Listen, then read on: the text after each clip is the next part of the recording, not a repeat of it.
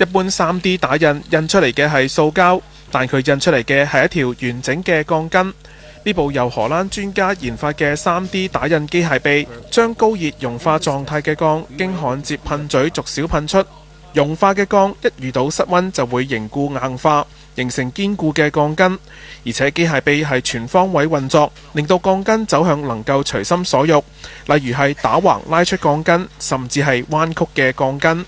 呢種技術足以令 3D 打印走入建築範疇，例如用嚟起橋，只要設計好鋼筋結構，再精心編排打印每條鋼筋嘅次序，機械臂就可以一邊推進，一邊為自己預留立足點，同時逐步加建伸延橋面。如果用2部機械臂，更加可以效法起隧道嘅做法，喺兩邊同時起橋，最後喺中間接合，節省一半嘅時間。研究人員已經試印咗小型化嘅實驗模型橋，證實橋嘅負重量同預期一致。下一步佢哋計劃喺2017年喺阿姆斯特丹運河選址，以2個月時間打印建造一條跨過運河可以使用幾十年嘅行人鋼筋橋。有線電視記者馬志勇報道。